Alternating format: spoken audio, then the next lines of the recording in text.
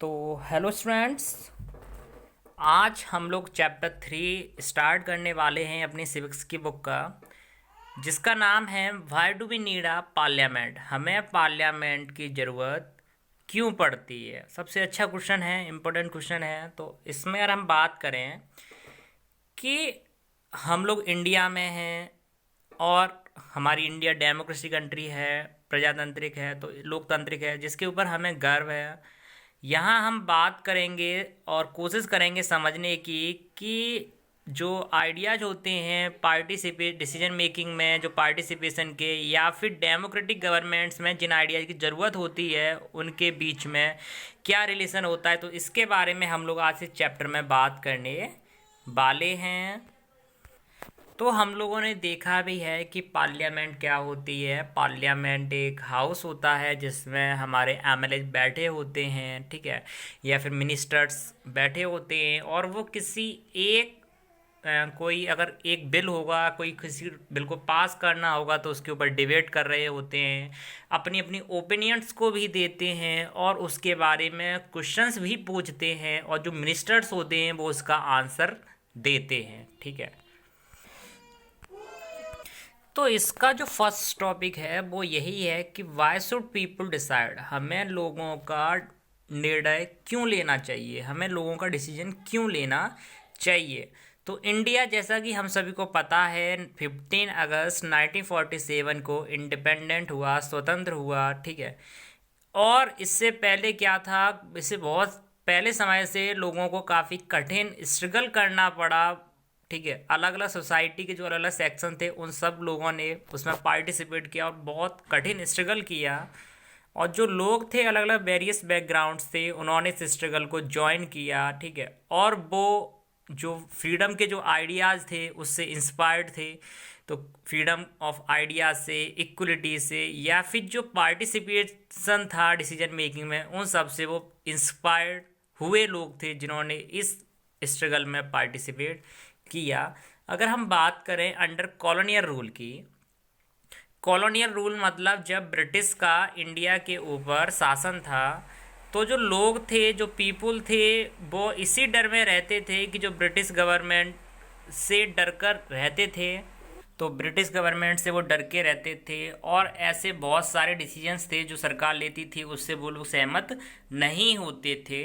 लेकिन दे faced grave danger, लेकिन वह खतरे का सामना तो तब करते थे जब वो उस डिसीजंस के खिलाफ आवाज़ उठाते थे, ठीक है, या उसे अपनाने में आनाकानी करते थे, तो उन्हें बहुत बड़े खतरे का सामना करना पड़ता था।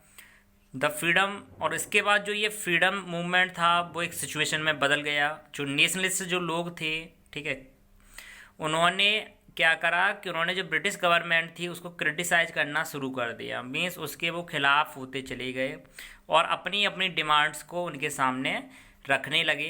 अगर हम बात करें 1885 की, तो जो इंडियन नेशनल कांग्रेस थी उन्होंने उसने भी डिमांड की कि लेजिस्लेटिव असेंबली में उस इंडियन नेशनल कांग्रेस पार्टी के भी खुद चुने हुए मेंबर्स उसमें हों, उस और वो भी बजट के ऊपर डिस्कशन करें, क्वेश्चंस पूछें, जैसे कि ब्रिटिश पार्लियामेंट में लोग किया करते थे। तो उसके बाद क्या हुआ कि जो गवर्नमेंट ऑफ इंडिया एक्ट पास हुआ 1909 में, जिसने कुछ लोगों को इलेक्ट किया गया इंडियन नेशनल कांग्रेस पार्टी के रिप्रेजेंटेशन के लिए, ठीक है। तो ये कौन से एक्ट से हुआ वो आपको पता होना चाहिए, गवर्नमेंट ऑफ इंडिया एक्ट 1909। जबकि अगर हम बात करें इससे पहले क्या था कि जो लेजिस्लेचर था वो ब्रिटिश गवर्नमेंट के अंडर में था, और उसमें क्या होता था कि वही लोग बैठ के उसमें बातें किया करते थे, ठीक है, किसके बारे में, जो नेशनलिस्ट की जो डिमांड बढ़ रही है उसको लेकर उसमें डिस्कशन किया करते थे। और वो जितने भी जो अडल्ट जो लोग हुआ करते थे उन्हें वोट डालने का अधिकार नहीं देते थे, और ना ही उन्हें डिसीजन मेकिंग में इन्वॉल्व अपने साथ करते थे, जैसा कि हम लोग chapter 1 experience of colonial rule में पढ़ चुके हैं, ठीक है। तो उसके बाद जो सेकंड टॉपिक है वो है पीपुल और उनका रिप्रेजेंटेशन कैसा है। तो उसके बारे में अगर हम लोग बात कर लें तो जो टेकअप पॉइंट है डेमोक्रेसी का वो डिपेंड करता है आइडिया ऑफ कंसेंट पे, मीन्स डिजायर, इच्छा, अप्रूवल और लोगों के पार्टिसिपेशन पे। और ये क्या होता है कि लोगों का डिसीजन जो क्या करता है, एक डेमोक्रेटिक गवर्नमेंट को बनाता है और उसकी फंक्शनिंग को डिसाइड करता है।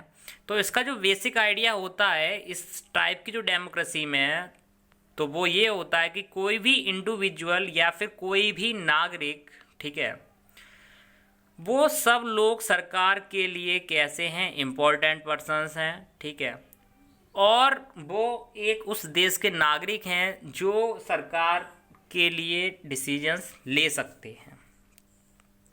तो जैसा कि आपको पता है डेमोक्रेसी में क्या होता है कि जो गवर्नमेंट होती है लोगों के द्वारा बनाई जाती है, लोगों से बनती है और लोगों के लिए ही बनती है, ठीक है। Democracy is made by the people, to the people and for the people.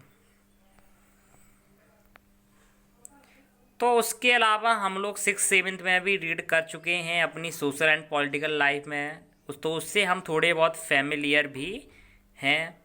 ये हमारी पार्लियामेंट है, आप लोग देख सकते हैं, जिसे हम हिंदी में सांसद कहते हैं।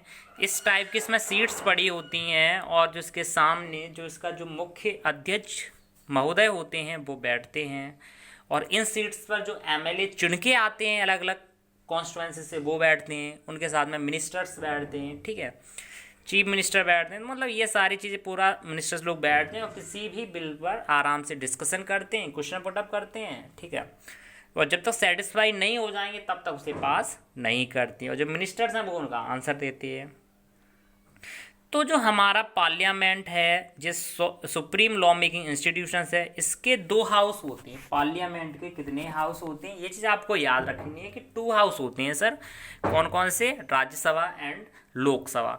तो अक्सर राज्यसभा को हम काउंसिल ऑफ स्टेट्स के नाम से जानते हैं, तो और उसमें जो स्ट्रेंथ होती है मेंबर्स की वो 245 होते हैं, और वो किसके द्वारा चेयर्ड होता है, उसका जो मेन होता है वो होते हैं हमारी वाइस प्रेसिडेंट ऑफ इंडिया। तो अक्सर पूछ लिया जाता है कि राज्यसभा का दूसरा नाम क्या है, काउंसिल ऑफ स्टेट्स। कितने मेंबर्स होते हैं, 245, और किसके द्वारा चलाया जाता है, वाइस प्रेसिडेंट ऑफ इंडिया के द्वारा। लोकसभा की बात कर लें तो लोकसभा को हम हाउस ऑफ द पीपुल भी कहते हैं, और इसमें टोटल मेंबरशिप होती है 545 पीपुल्स की, और ये स्पीकर के द्वारा चलाया जाता है। जो स्पीकर महोदय होते हैं, जो मेन व्यक्ति होता है, उसके द्वारा चलाया जाता है। तो पार्लियामेंट के हम लोग रोल की बात करने वाले थे। तो 1947 के बाद क्या हुआ कि जो इंडियन पार्लियामेंट थी, ठीक है, वो पूरी तरह से फेथ के एक्सप्रेशन, मतलब पूरी तरह से जो लोग थे डेमोक्रेसी में, जो भारत के लोग थे, वो पूरी तरह से प्रिंसिपल ऑफ डेमोक्रेसी पे ही वर्क करने लगे और उसे ही मानने लगे।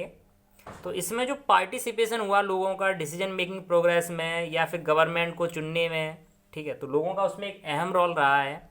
और जो पार्लियामेंट जो हमारे सिस्टम में है उसके पास काफ़ी सारी पावर्स होती हैं, क्योंकि वह पीपुल को रिप्रेजेंट करती है, क्योंकि वो लोगों को रिप्रेजेंटेटिव होती है।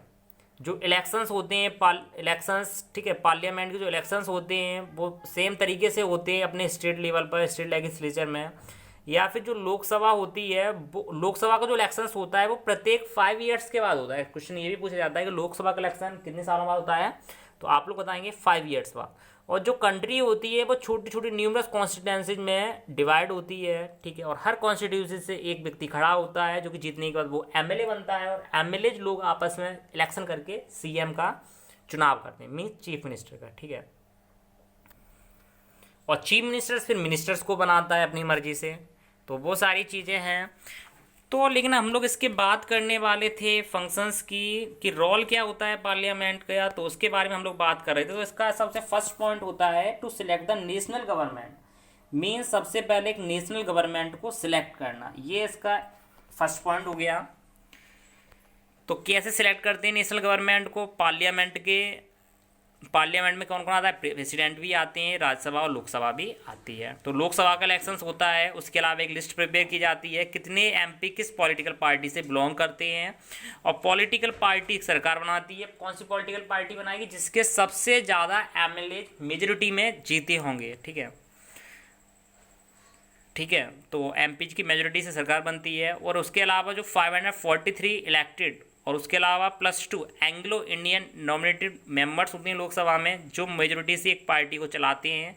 तो मैं आपको बता चुका हूँ किसी भी स्टेट की आधी कॉन्स्टिट्यूएंसी से ज़्यादा जो सीट्स लेके आएंगे वही मेजोरिटी में होते हैं। तो प्राइम मिनिस्टर ऑफ इंडिया क्या होता है, वो लीडर होता है रूलिंग पार्टी का लोकसभा में, और जो एमपी होते हैं वो अपनी पार्टी से बिलोंग करते हैं। जो प्राइम मिनिस्टर्स होता है वो सिलेक्ट करता है मिनिस्टर्स को कि उन्हें कौन सा काम दिया जाएगा, ठीक है, और या फिर कौन से डिसीजंस उन्हें किस काम के रिलेटेड लेने हैं, और ये मिनिस्टर फिर उसका चार्ज लेते हैं और फिर अपने गवर्नमेंट के अकॉर्डिंग उसमें वर्क करते हैं, चाहे वो हेल्थ डिपार्टमेंट हो, एजुकेशन हो, या फिर फाइनेंस डिपार्टमेंट हो। इसके अलावा जो सेकंड पॉइंट्स होता है, इसका सेकंड पॉइंट्स होता है टू कंट्रोल या guide and inform the government, control करना और गाइड एंड इन्फॉर्म करना गवर्नमेंट को। तो जो पार्लियामेंट होती है, अगर हम उसके हर सेशन की बात करें तो वो एक क्वेश्चन आवर होता है, उसमें एक क्वेश्चन आवर से शुरू होती है, और क्वेश्चन आवर में केवल क्वेश्चन पूछे जाते हैं। जो क्वेश्चन आवर होता है वो सबसे ज़्यादा महत्वपूर्ण होता है, इम्पोर्टेंट होता है एमपीज के लिए, इंफॉर्मेशन जोड़ने के लिए, या फिर गवर्नमेंट की जो वर्किंग है उससे जोड़ने के लिए। तो ये काफ़ी ज़्यादा इम्पोर्टेंट होता है, ठीक है, कि पार्लियामेंट अपने एग्जीक्यूटिव्स को कैसे कंट्रोल कर रही है, तो लोग उसके थ्रू क्वेश्चंस पूछते हैं, फिर गवर्नमेंट कैसे काम कर रही है, तो जो मिनिस्टर्स होते हैं वो इसका आंसर्स देते हैं, ठीक है। तो ये 1 आवर का इसका एक टास्क होता है, तो जिसमें क्वेश्चंस देने पड़ते हैं। तो गवर्नमेंट के कुछ वैल्यूएबल फीडबैक भी दिए जाते हैं जो कि एमपीज के द्वारा क्वेश्चन पूछे जाते हैं, ठीक है। तो उन्हें तो एमपीज लोग क्या करते हैं, लोगों के लिए जो एमपीज होते हैं या फिर जो एमपीज होते हैं मिनिस्टर ऑफ पार्लियामेंट्स, ठीक है, वो लोगों को रिप्रेजेंटेटिव्स करते हैं, उनकी प्रॉब्लम्स को वहाँ पार्लियामेंट में रखते हैं, और मिनिस्टर्स लोग फिर उनका सॉल्यूशन निकालते हैं। थर्ड पॉइंट की हम बात करें क्या रोल होता है, तो लॉ मेकिंग में सबसे ज़्यादा इंपॉर्टेंट रोल होता है पार्लियामेंट का। कोई भी कानून बनाना होगा तो वो कहाँ से पास किया जाएगा, पार्लियामेंट से। अब दूसरी बात क्वेश्चन हमारा पुटअप होता है कि पार्लियामेंट्स में कौन कौन से लोग होते हैं, तो पार्लियामेंट्स में ज़्यादा से ज़्यादा लोग अलग अलग बैकग्राउंड से होते हैं। फॉर एग्जांपल अगर हम बात करें, ज़्यादा कुछ रूरल लोग ज़्यादा मिलेंगे, ठीक है, तो वो अलग अलग अपनी अपनी रीजनल पार्टीज़ के जो मेंबर्स होंगे वो अलग अलग रूरल एरियाज़ के वहाँ के मेंबर्स वहाँ हमें मिलेंगे। ग्रुप्स एंड पीपल्स की बात कर लें, वो भी जो लोगों के द्वारा चुने गए होंगे वो सब हमें पार्लियामेंट में मिलेंगे। ये एक लिस्ट दे रखी है उसकी इलेक्शंस की, ठीक है। तो वहाँ दलित लोग भी मिलेंगे, जनरल कैटेगरी के भी मिलेंगे, मतलब हर कास्ट के लोग जो चुने हुए कैंडिडेट्स होंगे वो हमें वहाँ पार्लियामेंट्स में मिलेंगे। तो इसी के साथ हमारा यहाँ चैप्टर फिनिश होता है। ये इसके कुछ की पॉइंट्स दे रखे हैं, ठीक है। तो इसके बाद हम लोग मिलते हैं इसके बाद अपना नेक्स्ट चैप्टर में। तब तक के लिए thank you very much, stay home, be safe, ठीक है। तो जो चैप्टर है इसके बाद वो 4 चैप्टर है।